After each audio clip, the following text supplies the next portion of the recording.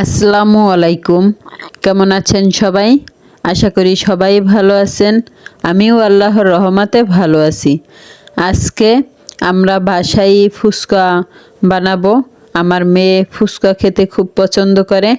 তো বাচ্চা মানুষ, ওকে তো বাহিরের জিনিস খাওয়ানো যাবে না, কারণ ওর এমনিতেই পেটে সমস্যা থাকে।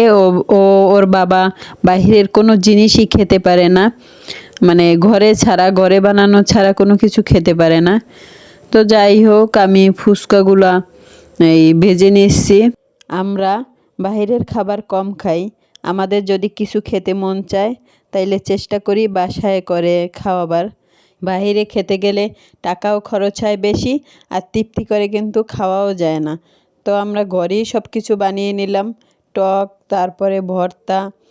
ভর্তাটা বানানো আমার একটু কম হয়েছে। তো যাই হোক, আমার মেয়ে কিন্তু অনেক খুশি।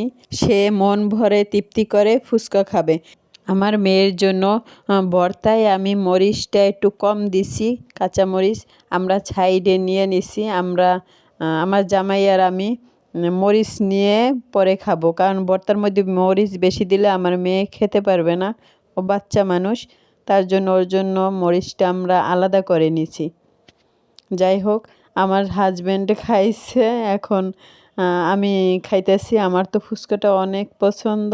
সবাই ভালো থাকবেন, সুস্থ থাকবেন। আজ এ পর্যন্তই। দেখা হবে নতুন কোনো ভিডিওতে। আল্লাহ হাফেজ।